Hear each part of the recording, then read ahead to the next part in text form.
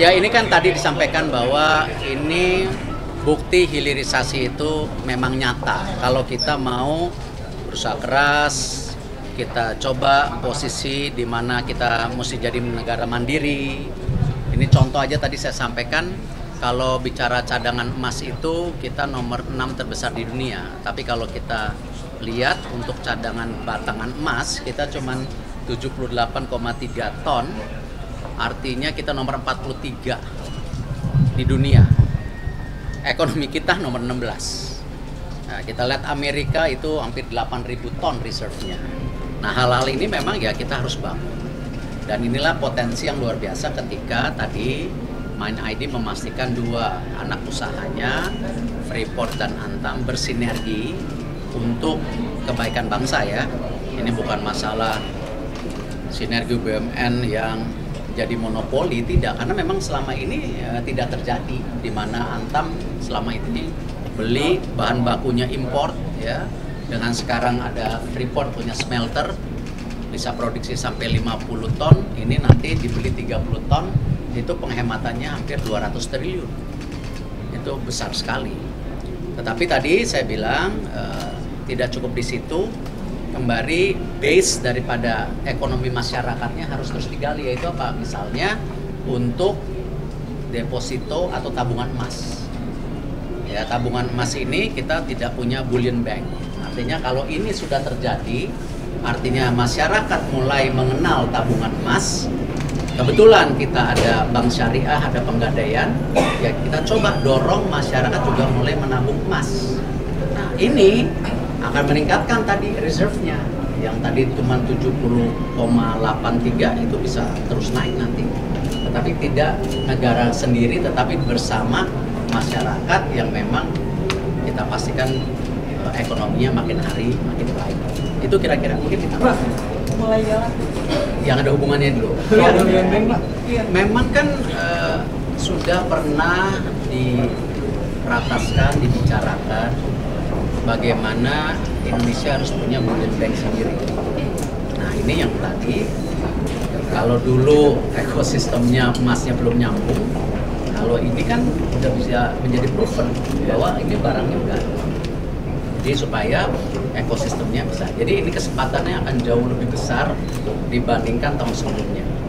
Jadi kita coba nanti dorong lagi di pemerintahan. Kebetulan kita punya tadi seperti Penggadaian, Bank Syariah Indonesia atau BRI, ini bisa menjadi opsi. Soalnya kalau bahas saham Revi sampai sekarang Saham apa? saham Freeport kok nambahin 10%. Oh, ini masih dalam status pembicaraan.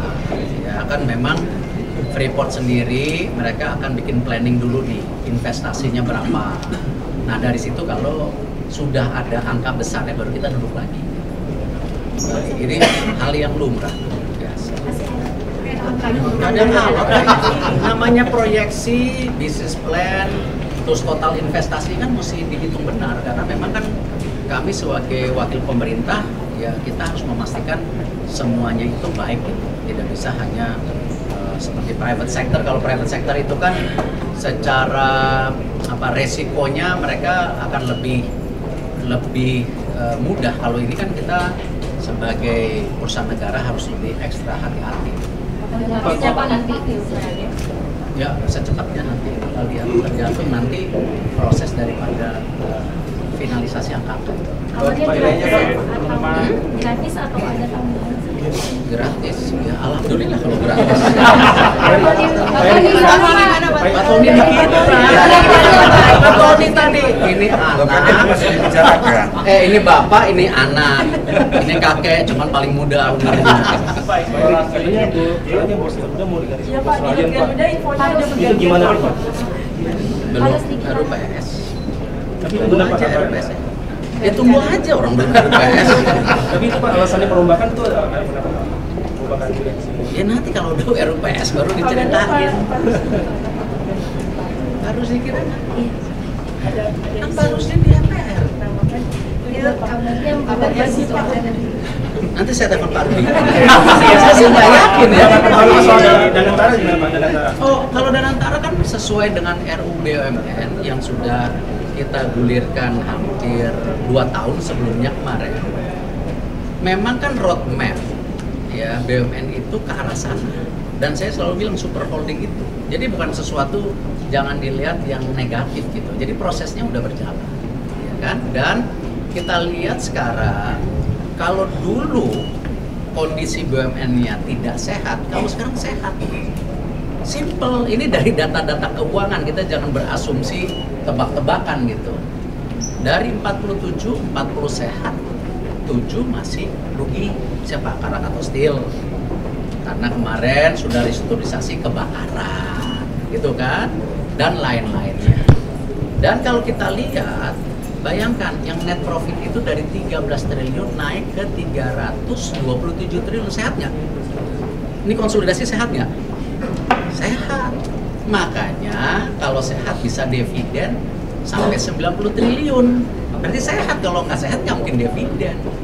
Apalagi PMN yang dimasukkan negara kepada BUMN itu 90% penugasan. Dan kemarin ditutup tahun oleh Komisi 6, itu jelas antara PMN dan dividen jauh lebih tinggi. Artinya apa? PMN yang selama ini negara harus menerbitkan surat hutang, sekarang nggak perlu karena udah bisa disubsidi langsung. Karena ini profit dan ini PMN. Nah, disitulah kenapa kalau kita bicara antara nggak perlu negatif thinking, karena itu proses yang memang kita sedang dorong. Nah, tetapi namanya beda-beda itu hal yang lumrah gitu. Statusnya BUMN atau SWF? Kenapa? Yang pertama statusnya BUMN. Ya, ini yang masih jadi kajian. Ya, yang pasti kami BUMN sudah memberikan tempat salah satu aset Bank Mandiri. Cuman kalau tadi sama ini ditanya, Pak, ini dealnya kapan? Nah, ini lagi kajian. Nah, sama, dan antara ini dalam proses kajian. Apakah ada peraturan pemerintahnya, apakah ada undang-undangnya, itu biar yang ahlinya. Kalau kami di BUMN senang. Kenapa? Artinya apa? Kinerja kita yang selama ini diapresiasi. Di mana 7 BUMN besar ini dinyatakan sehat gitu tuh, iya kan? Nah, sisanya nanti ya kembali emang garis tangan saya restrukturisasi. Pak, kalau saya misalnya garis tangannya gitu. Katanya udah mau jadi badan, Pak. Nah, saya juga dengar Bulog itu ada komisi di DPR katanya sudah mulai menggodok itu jadi badan. Dan saya setuju karena gini loh, kalau kita bicara program besar Pak Presiden Pak Prabowo bicara swasembada pangan, tidak mungkin kalau tidak ada sebuah badan yang bisa operasi pasar, ya kan? Selalu petani mengeluh harganya jatuh ada beli, ya kan? Harganya mahal, ya juga tidak diapresiasi. Padahal kan kalau harga mahal petaninya dapat income-nya lebih gitu. Nah, equilibrium ini memang harus dibunuh. Jadi Bulog itu menjadi sebuah badan yang bisa mengontrol fluktuasi harga pangan yang selama ini mungkin sulit. Dan saya pernah paparan di Komisi 6, Bulog itu perlu 26 triliun. Di mana nanti setelah operasi pasar mungkin tergerus 5-6 triliun. Tetapi seperti sistem Pertamina PLN, setelah diaudit BPK kan sama kompensasi ya di Pertamina PLN ya subsidi kompensasi kan terus setelah diaudit BPK di top up lagi kan, betul nggak? Nah, ini juga sama, jadi nanti di top up lagi supaya jangan operasi pasar nanti kena lagi pimpinan Bulog dibilang kerugian negara. Kasihan, dia suruh menolong petani tapi nanti kerugian negara. Dan itu kalau itu terjadi juga melenturkan ya Himbara, karena selama ini kan operasi pasar itu ditopang oleh pinjaman Himbara hampir 30 triliun. Nah, kalau pinjam Himbara ada bunganya. Kalau negara hadir beda, itu keberpihakan negara untuk rakyat sesuai dengan visi daripada Bapak Prabowo, swasembada pangan sejahtera.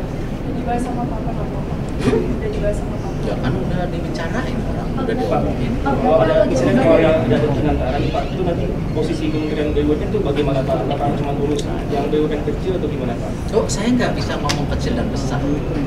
Selama ini saya di BUMN itu memang garis tangannya restrukturisasi yang tidak sehat jadi pada sehat, ya kan? Bahkan dividennya 90 triliun terbesar sepanjang sejarah. Ya, jadi itu nggak apa-apa. Itu kan yang penting apa? Kita itu kan pembantu presiden. Kita ini harus loyal kepada beliau. Jadi dan antara bisa berbisnis ya Pak nanti? Nah, itu masih kajian. Ya, saya nggak berani bicara yang lebih dari itu. Ya, cukup. Ya, Pak.